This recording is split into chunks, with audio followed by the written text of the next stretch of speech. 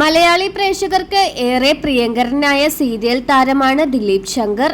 അമ്മയറിയാതെ എന്ന സീരിയലിൽ ഒരു പ്രധാന കഥാപാത്രം വേഷമിട്ടിരുന്ന ദിലീപ് ശങ്കറിനെ ഏറെ ആരാധകരായിരുന്നു. പിന്നീട് ഫ്ലവേഴ്സ് ചാനലിൽ പഞ്ചാഗ്നി എന്ന സീരിയലിൽ പ്രധാന വേഷമിട്ടിരുന്നതും ദിലീപ് ശങ്കറാണ്.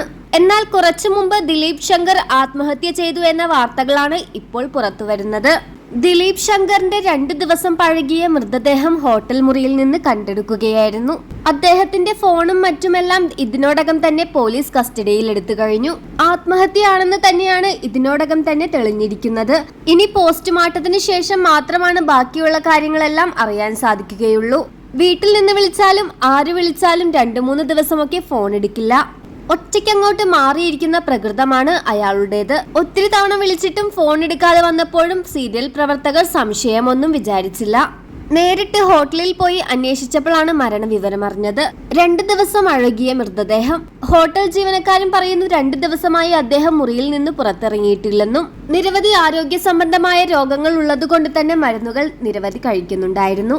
അതുകൊണ്ട് തന്നെ ജീവിതത്തിൽ എന്തെങ്കിലും കടബാധ്യതയോ അങ്ങനെ എന്തെങ്കിലും ഉണ്ടായിട്ടാണോ ആത്മഹത്യയിലേക്ക് എത്തിയത് എന്ന് പോലീസ് അന്വേഷിച്ചു വരുന്നു. ഭാര്യയും ഒരു മകനും മകളുമാണ് അദ്ദേഹത്തിനുള്ളത്.